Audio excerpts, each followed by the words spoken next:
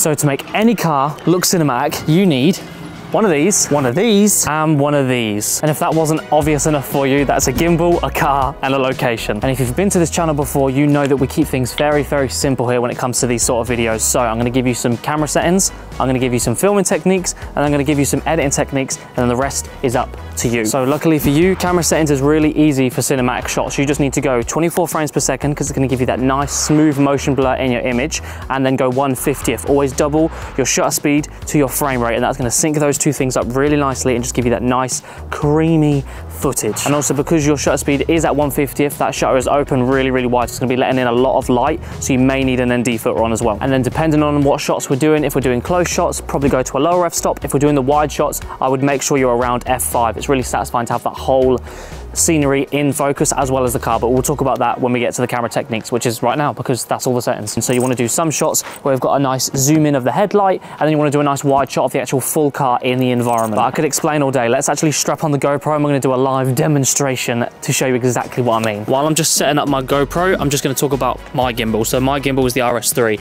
It's powerful enough to carry an 85mm and my full frame camera, which is very heavy to be honest. Portrait mode it doesn't do very well, but for landscapes it is absolutely fine. So depending on what camera you've got will depend on what gimbal you actually need. You might need a more expensive one if it's going to be a heavier load, because the cheap ones sometimes struggle. They've just released, what is it, the DJI C2 or the, I can't remember, I'll put it on screen now. There's a cheaper one they've just released. It's like a mini version of one of the gimbals. They're also quite good as well. I'll leave this one in the description though if you want to pick up the one that I've got. Right, so what you want to do is you want to tease the car. You don't want to reveal the car straight away. It's supposed to be a build up to build anticipation. So we're going to start with a zoomed in focal length, nice and close. And for me, I always like to start with something that really shows the personality of the car so people kind of know what it is before they even start, and that is the headlight. So I'm going to do a nice sidewards simple shot of the headlight being in focus, and we're just going to slowly go by there. You could almost think of it like a beginning, a middle, and an end to the video. So the beginning is all the details, then we go out to the actual big bit, and then we do a little bit of a finish. So another detail shot, I'm going to get the rear tail light now, but instead of going on the right side, because if we look, the right side, there is a tyre there. We don't want to see the tyre. Let me press play for you guys. You don't want to see the tyre when filming this back shot, you want to see the rim. So it actually goes with the line of the car. So we're going to go from, just turn that ND filter a little bit more. We're going to go from this rear tail light, and then we're going to come sideways, and then you'll see the rim instead of the tyre. There we go. And then we'll just get one more of the steering wheel and actually show the badge of the car so people know what make this car is. So again, a really simple shot. We're just going to slowly move sideways with something in front of the frame to blur it out. That is it. And remember, we're going to mix those teasing shots of the car with some different movements. So now we're going to actually pull in to this Mazda sign instead of going side to side, just to mix it up. So we are now on the 16 to 28 Sigma, and this is where we'll now do the big reveal. Obviously I would have done more detail shots, but just for this example, it's going to be a short cinematic video. So let's say we've done a big build up, the music is ready to go, and we are now going to reveal the car. The best way to do it, it's really simple. A lot of people do it, but it does work really well. It's just a straight shot towards the car, walking forward. Car in the center, big reveal, F5, so everything is in focus. We can now see the whole car, and you can also reverse that. But I do like going forward, because once I've done that forward shot, I will then come around to the back of the car, and I'll do the same thing going backwards. So we're here, we're now going to walk backwards and reveal the back of the car. And that's just a nice transition into each other, because you can sort of go through the car and out the back. I would then go back to some detail shots, but more covering more. So I'll do the whole interior as one now. That's going to fall. So instead of just the steering wheel, I'm going to clear this interior, and I'm going to do a whole big wide shot from above the interior to show the whole place where the passenger would be sitting. Nice rise and pull away. So as you can see, the car is now in a different location, because once you've done the first two reveal shots, you kind of want to switch that to then a reveal of the location as well as the car. You don't just want to keep it reveal shot, reveal shot, reveal shot, because that can get boring. I've made this car so dirty. So what we're going to do is we're going to go up here on this hill and get the whole building with the car sat on that track and get a nice frontal shot through these bushes. So let's go to 24mm. Let's get my tripod and shit out the way, just making a mess.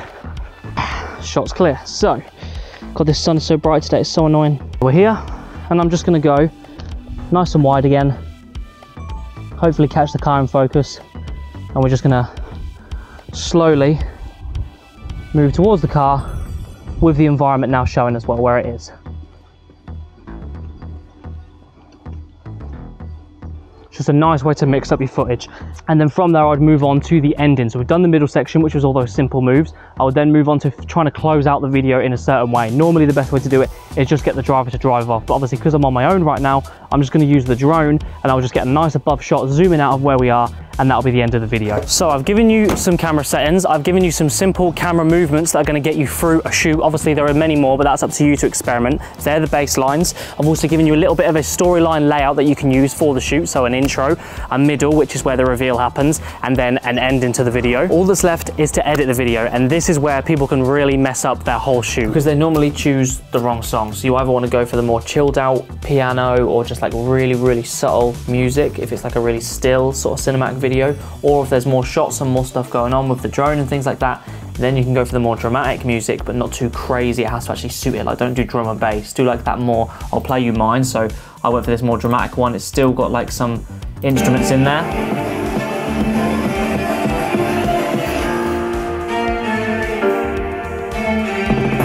And then it drops into the beat, so it's got some like percussion, and then it's just like got this big build up to this big open bit. It's just cool. So you either go dramatic or you go subtle. And I would also find that song before you go on your shoot, because if you can picture it in your head to the song, you actually get video ideas from listening to it. That's how I plan all my videos. I find the song, I listen to it, and then I get my notes out and I picture the video to that song and find shots that I could do. Oh, that would look cool. Yeah, this would look cool on this sort of beat. So then when you arrive to the shoot, you can just bang it all out, and then you've already got a load of ideas pre-planned. And then the next thing people mess up on is timing. So people either just don't even have a sense of rhythm at all, and they don't put anything on the beat, which can be really annoying to watch, or people focus on the beat too much and it just becomes this steady cinematic video that's just constantly on this beat, and you can expect when the next shot's coming up, and that is the worst from watching a video. So if we look here at this part of the video, I have got 4 clips here near the end. We've got a long one, then we've got a short one, and another long one. Whereas I could have just gone short, short, short, short, and that would have just been bang, bang, bang, bang, boring. So you need to mix it up between your video. You can hear it in the music, like the music wants to switch a clip at certain different points. There's loads of different things you can grab on that make sense to cut to that. And when you do cut, make sure they're straight cuts. We don't want to be doing any crazy transitions with these cinematic videos. They just need to be simple, straight cuts, one clip to the next. You don't need to add all these like speed ramps and flashes on the screen. It just looks a lot more simple. Less is more, like we said earlier with the actual shots on the gimbal. It's the same with editing. Less is more. So with all of that, the camera settings, the simple gimbal movements, and then the small techniques in editing to keep in mind, you should hopefully be left with something like this.